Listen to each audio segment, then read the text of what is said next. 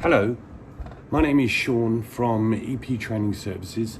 I thought it'd be a really good idea just to put a short video together just to try and explain and make people aware of these new changes regarding HGV license acquisition, changes to car and trailers, so on and so forth.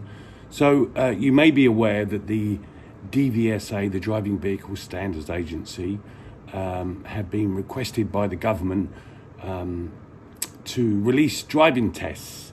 The government's position is that there are not enough driving tests out there to accommodate the demand for drivers. And as I'm sure you're aware, there is a chronic shortage of drivers at the industry.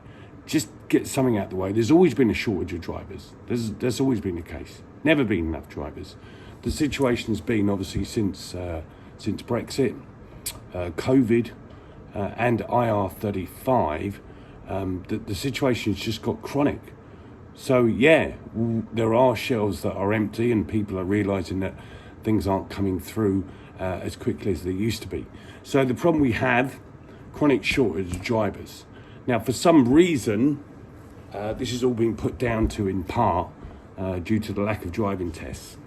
That's not the situation. This is a political stunt. If you look at the headline about all the changes for this, it's really about releasing driving tests. And I think the government have calculated something like 50,000 vocational HGV driving tests have now been freed up. How come so many have been freed up? Well, in pre-1997, before we finally really got into bed with the EU, many people, well, everyone who passed their car test pre that date was given a plethora of other entitlements, whether it be car and trailer, or 7.5 ton, or 7.5 ton with trailer. Anyway, in 1997, 1st of January to be precise, to harmonise ourselves with the rest of the EU, driving licences were formalised and standardised.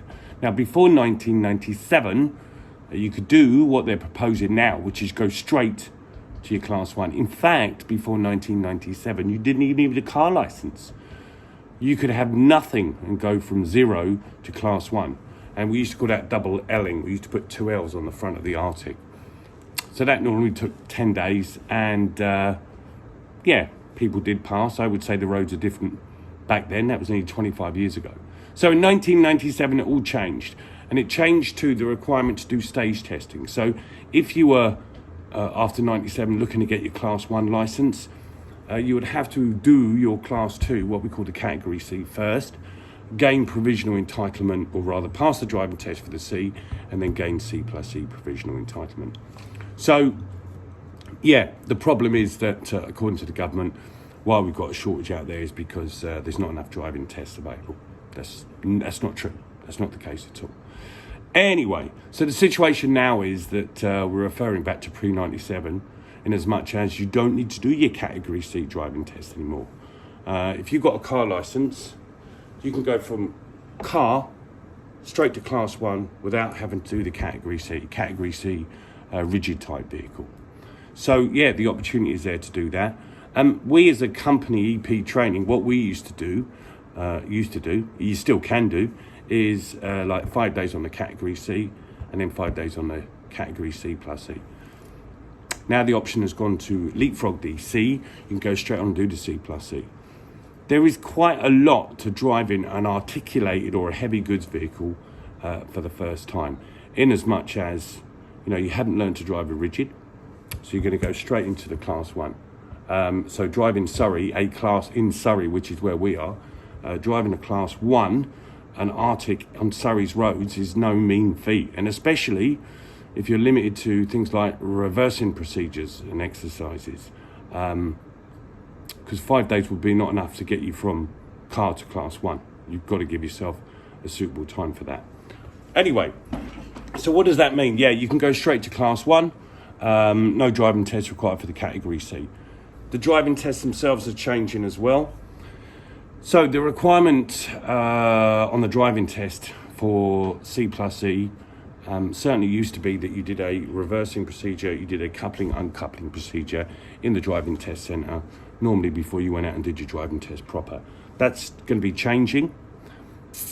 For the driving test proper, you will no longer be doing the reversing, uncoupling, recoupling procedure. That is going to be farmed out to training companies, and responsible, qualified, verified people within that company will be able to confirm your experience and sign you off to say you're competent for both the coupling, uncoupling and the reversing procedure. However, you still got to go and do a driving test proper. So what that will mean is that we present you our driving test, for example, Guildford. The examiner will come out, have a look at your licence, I guess, ask you some tell me, show me questions, and then you'll go out and do the drive proper. And this is purely about you driving that vehicle forward. Nothing to do with the reversing, coupling, uncoupling, because that's already been signed off. It's not easy getting through this test, though. I mean, when you consider that the rigid pass rate, it's only about 55% nationally. So it's going to be quite a mean feat. So that's really the fundamentals, how they're changing for the HGV. So just to summarise again, you haven't got to do the Class 2. You can do the Class 2, but you don't need to. You can go straight to Class 1. The problem with that is where the government is saying, well, we're going to tackle the driver shortage that way. What they, I don't think, have realised is that most training companies run rigid vehicles. Rigids, because that's mainly what they do, business. Most of them will also have a couple of C&Es. However, the problem will be now is that everyone want to do their C+E, and there simply won't be enough training vehicles to accommodate the need. So, I don't know. I don't think we're going to get turkeys by Christmas. We'll have to wait and see. So for the HGV, yeah, you still got to do, as I said earlier, medical, the provisional. You've got to do theory tests, driver CPC where applicable. But you just do the driving test now. The other, I guess, substantial change is the car and trailer, the requirement to do car and trailer. So again, in 1997, if you passed your car test before that, they gave you what we call B&E, which is a licensed driver car and trailer. In 1997, they changed that and they gave you a car license only, category B. And what that meant is, after that day, if you want to tow a trailer more than 750 kilos, you would need to do a B&E driving test. And the government is saying also that a lot of driving tests are being used by people who want to do their car and trailer. So, as of the 20th of September, there will be no requirement to do a driving test for your car and trailer, okay? So if you've got a standard category B license, you'll automatically be given the trailer entitlement from the 20th of September. So they have literally just stopped car and trailer training and testing, no requirement.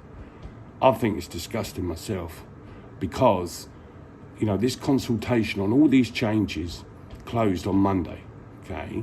They then made their decision on Wednesday and announced it all, Thursday, Friday, something like that. So you've got people out there, livelihoods, businesses, who just do car and trailer. Now, yesterday morning, Friday, they had a business. They had customers. Come Monday morning, they're out of business. Why do their customers need to do the car and trailer training? Even next week, they're just going to cancel and wait until the legislation comes in. So these are big, big changes. I think you have to take into account the safety element, because I think a lot of this, okay, to harmonise with Europe in 1997, but was also to improve road safety. So I hope you got this one right, Mr. Chaps, because not only have you put a lot of people out of business and ruined people's livelihoods, you think that this is going to tackle the driver shortage. Me working in the industry, I'm not convinced that's going to be the case. But time will certainly tell. So, if you are looking to get your HGV, I think these changes for the lorry as well are going to be coming in very quickly, like from the 20th of September. That's about all we know at the moment because, like everybody else, we're just being given scraps and told to get on with it. So, not an ideal situation. I guess if you're looking to get your HGV, yeah, it's a good option. Anyway, I hope that brings you up to date with everything, and thank you for your time.